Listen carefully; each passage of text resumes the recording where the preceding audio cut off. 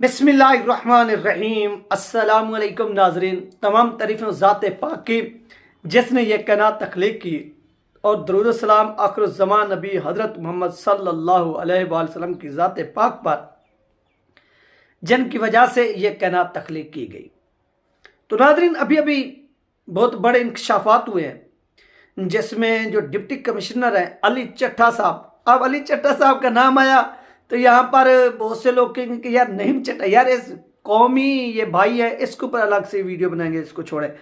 तो यहाँ पर नाजरीन, यहाँ पर क्या होता है कि रावलपिंडी के ये डिप्टी कमिश्नर थे, इन्होंने अभी अभी जो एतराफ़ किया है वो वीडियोस भी यहाँ पर प्ले होंगी, उनको भी आपने मिस नहीं करना। उन्होंने इस चीज़ का खुद एतराफ़ किया है कि वाकई मैंने खुद जो है ना वो धांधली की है, और फिर आपको वो डिटेल भी मैं बताऊंगा कि वो कौन कौन से हलके थे और उनमें कितनी सूबाई असम्बली की नशिस्तें थी, कितनी नेशनल असम्बली की नशिस्तें थी, और उनमें ज़्यादा कौन कामयाब हुआ कौन फेल हुआ, यानी हार हुई जिसकी, और उनमें जो कैंडिडेट थे वो कौन कौन से थे, और अल्लामा साद हुसैन रिज़वी साहब जो हैं उनके साथ जो कुछ हुआ, या मैंने ऊपर जो थंबनेल के ऊपर लिखा वो आपने पढ़ भी लिया।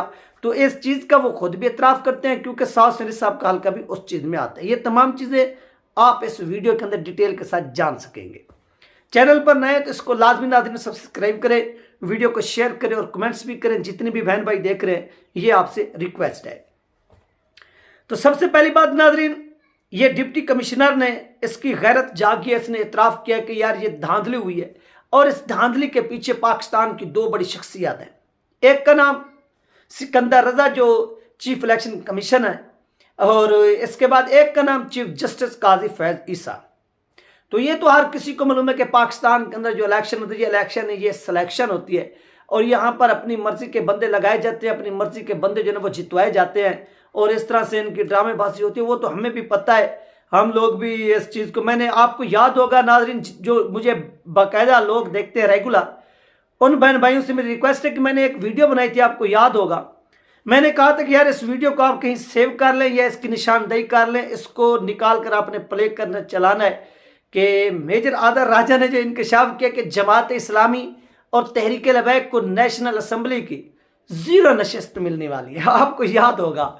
और ऐसा टीएलपी के साथ फिर हुआ भी। उन्होंने फिर ये भी बताया कि ऑपरेशन बादशाह ये वो अलग चीज़ है।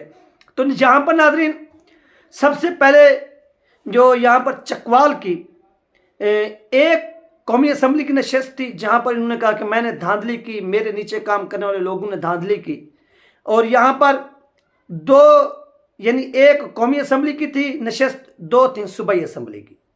और इसके बाद नाजरीन तल्ला गंग के अंदर इनके जो नीचे यानी जो एरियाज आते थे डिप्टी कमिश्नर के नीचे, इसके नीचे फिर तल्ला गंग था जहाँ पर एक कौमी असम्बली की नशिस्त थी और 2 सूबाई असम्बली की नशिस्तें थी जहाँ पर ये धांधली हुई।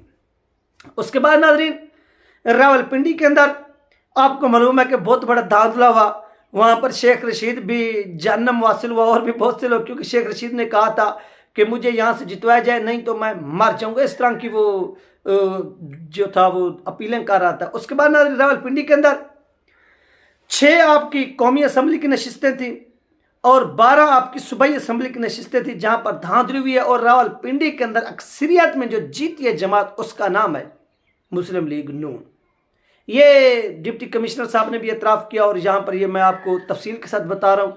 आप वीडियो को थोड़ा सुकून के साथ सुना करें ताकि आपको चीज़ें समझ आ सकें। पहले मैं भी यार वो वीडियो बनाता था 1 मिनट की या 2 मिनट की, उसमें मज़ा नहीं आता था क्योंकि उसके अंदर आपको मुख्तसर बता दिया जैसे कि फ़लाँ ने फ़लाँ कर दिया, फ़लाँ ने फ़लाँ कर दिया। तो यहाँ पर डिटेल के साथ बात होती है, आप लोगों को भी समझ है, आप इसको आगे शेयर भी क्या करेंगे, यार ये चीज़ें होती हैं।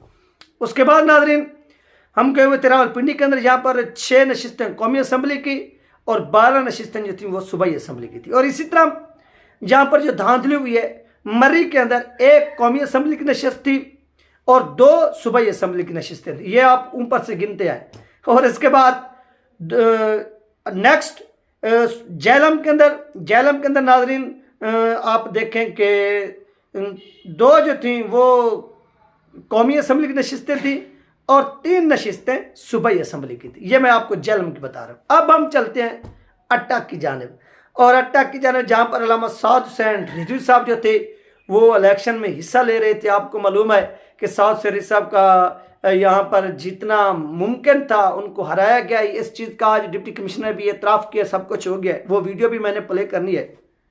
यहाँ पर अट्टा के अंदर 2 नाज़रीन कौमी असम्बली की नशिस्तें थी और 5 जो थी वो सूबाई असम्बली की थी। ये बालड़ा ग्रुप हो गया, मोहम्मद सौद सब ये यहाँ पर अटैच थे एक दूसरे के, यानी एक पैनल जो बना हमारा TLP का, एक जो बालड़ा ग्रुप था वो सूबाई असम्बली पर था और इसके साथ साथ मोहम्मद सौद साहब जो थे वो नेशनल असम्बली पर थे और मेजर तहर सादिक साहब वो दूसरे हल्के में थे, वो भी नेशनल असम्बली के ऊपर थे और ईमान तहर साहिबा जो थी वो नीचे थी, एक किसके ऊपर वो थी इधर अपने कौमी असम्बली मोहम्मद सौद साहब के हल्के के अंदर।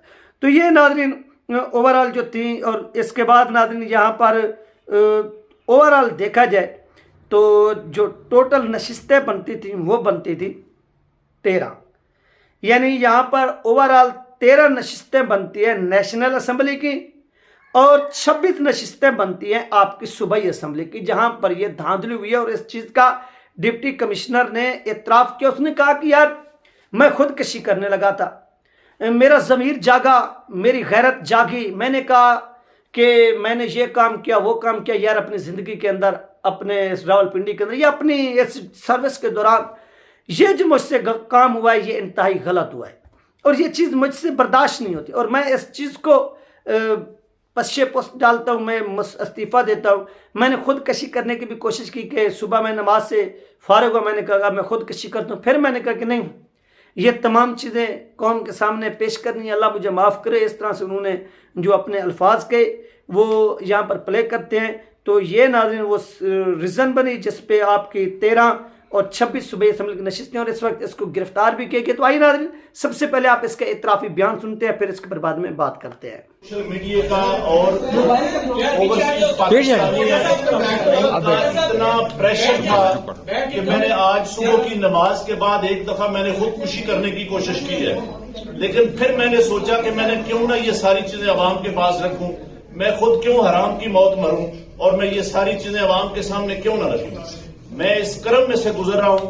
मेरी तमाम ब्यूरोक्रेसी से गुजारिश है कि आपने इन सियासी लोगों के लिए जो मुख्तलिफ देखे, मैंने रावलपिंडी के लिए 14-14, 16-16 घंटे काम किया है। मैंने यहाँ रिंग रोड बनाया है, ददोचा डैम बनाया है, होली फैमिली हॉस्पिटल बनाया है, जिम खाना बनाया है, मैंने लारी अड्डे बनाए हैं, मजदूरों के लिए सेंटर बनाए हैं, मंशियात के अड्डे सेंटर बनाए हैं। सब कुछ मैं अपने मुल्क की बेहतरी के लिए करता रहूं, लेकिन आखिर पे मैंने जो इस मुल्क के पेट में छुरा घोंपा है मुझे वो सोने नहीं देता। मैं ये सुकून की मौत जो मैंने जुल्म किया है मुझे उसकी सजा मिलनी चाहिए और बाकी भी इस जुल्म में जो लोग शामिल हैं, पुलिस भी शामिल है, पुलिस भी शामिल है, जो लोग पुलिस भी शामिल है।